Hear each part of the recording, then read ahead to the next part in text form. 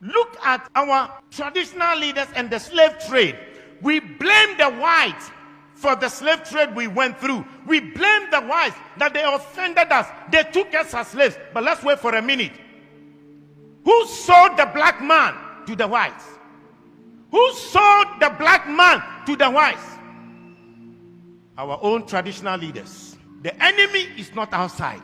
The enemy is within. If we are asking the Europeans to pacify us and also to apologize to us, our traditional leaders must be the first to apologize on behalf of their ancestors for the evil they have done against their fellow blacks. Look at our attitude towards the environment and the destruction of our water bodies. All our river bodies have turned into dark brown. And you know what they said? In the next 20 years, if we don't stop this illegal mining, Ghana, we will import water to drink. Yet we don't care. And Chinese, they will come from their country into our forest, destroy our forest, destroy our land, and illegally mine and damage our waters. How can they come if the traditional leaders didn't give them permission to do that? And in one instance, while they were dead, our military went there to protect them. Our own military that is supposed to protect us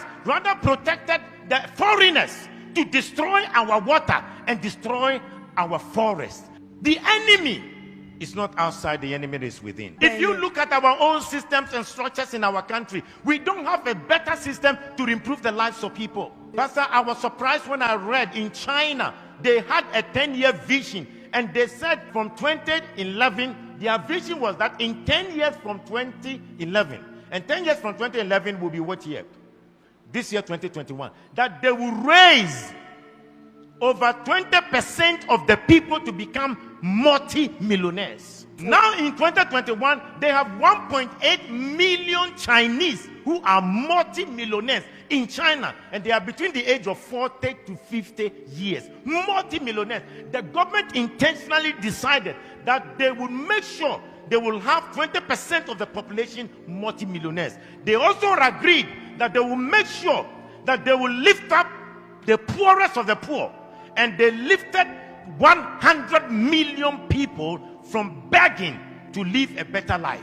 But in this country, in our country, we fight our own businessmen. Our government will fight our business people. When they know that your business is thriving, and they know that perhaps you are not sympathetic towards the running party or the ruling party, they will fight you, collapse your company, and make you poor. When in China, they want to make the people rich. In Africa, we want to make our own people poor. The enemy is not outside. The enemy is within. Look at our African leaders. How much they stole, the money they stole away. We are told in Gambia, Jamal Yaha, he stole 11 million US dollars from his own country, Gambia. Sani Abacha stole between 1 billion to 5 billion dollars out of Nigeria. Hosni Mubarak stole 17 million US dollars in 8 years. The enemy is not outside. The enemy to our own progress is within. Look at our presidents, the presidents who were fighting for our independence, what we did to them. In Togo, the man who fought for the independence of Togo, called Sylvanus Olympio, when Togo got independence, he decided that they would not use the French franc, the French CFA. They decided they will have their own Togo currency. And you know what? They used Iyadema to kill him and to get rid of him. When Olympians wanted to make Togo great, the enemy within, the Judas within, killed him. In Burkina Faso, the man who gave them independence, Maurice Yamego, was eliminated by his own people. When Thomas Sankara came, his own body group killed him and got rid of him. The enemy is not outside. The enemy is within. You look at our own country. Kwame Nkrumah started a new vision to develop Ghana, and who undermined him from within? They threw him out by Kotoka. Today we celebrate Kwame Nkrumah, but the own Judas will damage him.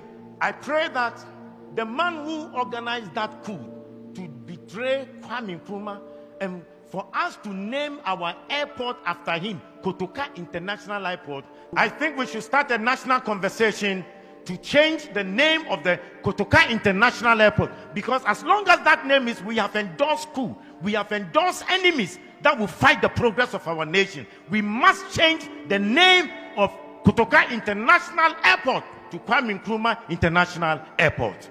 The enemy is not outside, the enemy is within. We need to ask God to give us a new character. Let's change our behavior and have new values. Because the person will be smiling with you, smiling with you, yet he will stab you at the back. How can you have a father who wants to destroy your life? Yet in Africa, we have governments that do not want to make the people or improve the lives of the people. When in overseas, their governments have created an environment for every citizen to be better. Why is it that our governments can't think about the welfare of the citizens? And we kill the businesses of our own people?